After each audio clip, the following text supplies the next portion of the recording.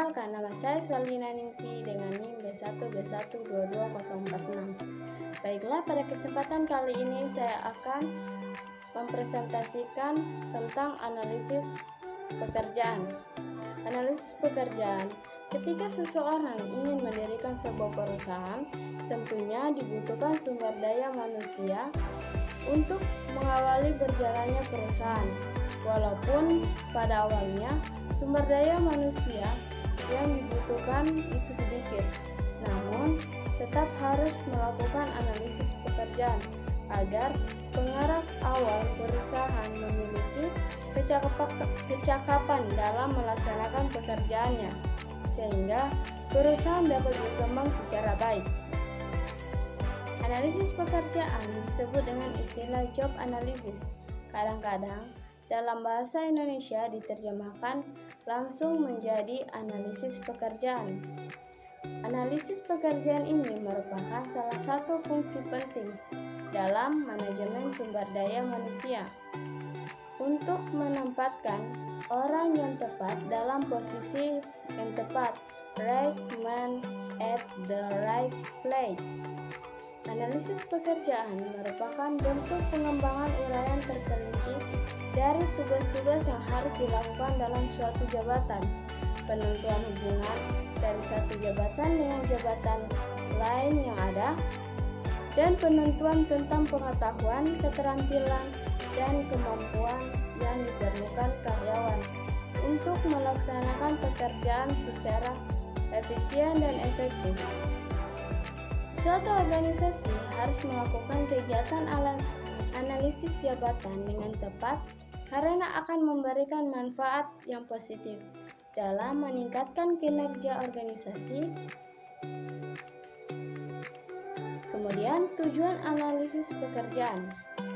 Analisis pekerjaan juga digunakan untuk merancang, mendesain ulang, memperkaya, mengevaluasi, serta menambahkan atau mengurangi tanggung jawab pada pekerjaan tertentu agar dapat meningkatkan kepuasan karyawan sekaligus mencapai produktivitas yang diinginkan oleh manajemen. Adapun tujuan dilakukannya analisis jabatan adalah sebagai berikut. 1. Rekrutmen dan analisis atau recruitment and selection. Analisis jabatan yang membantu manajemen untuk menentukan jenis orang yang dibutuhkan untuk mengisi jabatan atau melakukan pekerjaan tertentu. 2. Menilai kinerja karyawan atau performance analysis. 3. Pelatihan dan pengembangan atau training and development. 4. Manajemen kompensasi atau manajemen compensation. Kemudian kita akan membahas manfaat analisis pekerjaan. Manfaat analisis pekerjaan. Manfaat yang analisis pekerjaan ini adalah untuk memberikan informasi tentang aktivitas pekerjaan, standar pekerjaan, konteks pekerjaan, persyaratan personalia, perilaku manusia, serta alat yang digunakan. Langkah yang dapat dilakukan dalam rangka mengadakan analisis pekerjaan adalah: 1. Menentukan penggunaan hasil informasi hasil analisis pekerjaan. 2.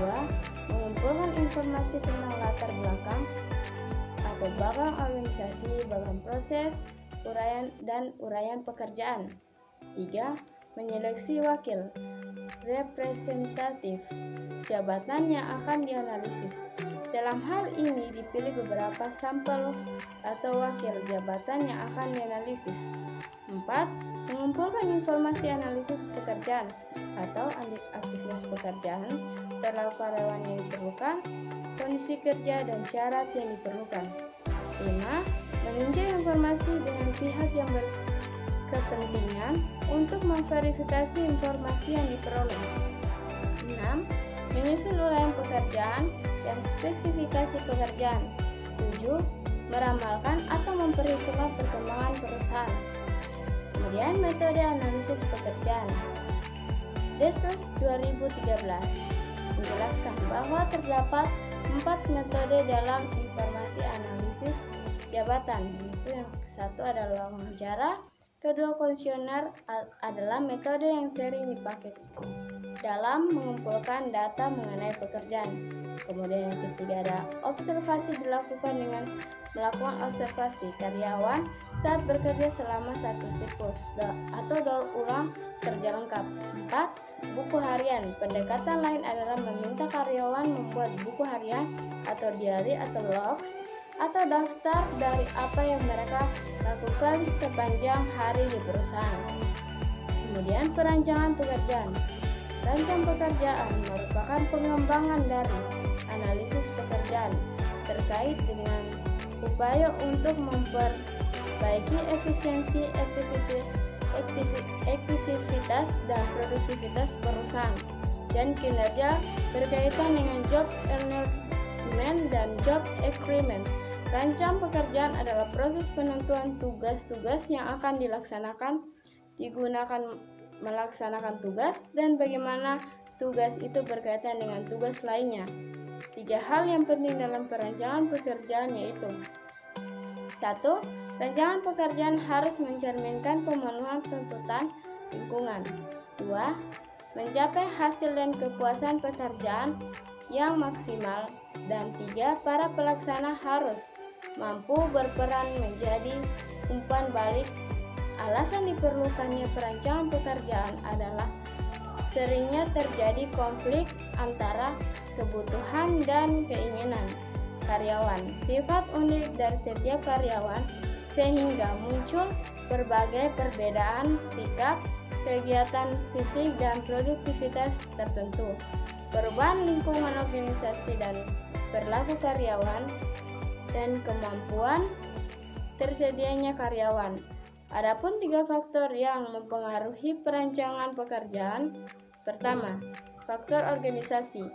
Untuk menjadi organisasi yang sehat, maka harus jelas mau dibawa kemana arah organisasi berjalan dengan melakukan analisa terlebih dahulu, lalu menentukan keputusan kira-kira hal apa yang harus dibenahi. Kedua, faktor lingkungan. Elemen lingkungan merupakan aspek kedua dalam desain atau perancangan pekerjaan. Para perancang pekerjaan tidak dapat mengabaikan pengaruh lingkungan eksternal. Ketiga, faktor keperilakuan. Menurut Handoko 2021, elemen-elemen keperilakuan perlu mempertimbangkan beberapa aspek dalam desain pekerjaan. Baiklah, selanjutnya adalah kesimpulan. Analisis pekerjaan sangat penting bagi perusahaan dalam pengembangan uraian terperinci dari tugas-tugas yang harus dilakukan, penentuan hubungan dari satu jabatan dengan jabatan lain yang ada, dan penentuan tentang pengetahuan, keterampilan, dan kemampuan yang diperlukan karyawan untuk melakukan pekerjaan secara efisien dan efektif. Kemudian sampai kepada saran, sumber daya manusia hendaknya dijalankan dengan sebaik mungkin, mengingat begitu pentingnya peran dan fungsi sumber daya manusia dalam rangka pencapaian tujuan yang ditetapkan organisasi. Baiklah, itu saja presentasi singkat dari saya. Audio Jungle.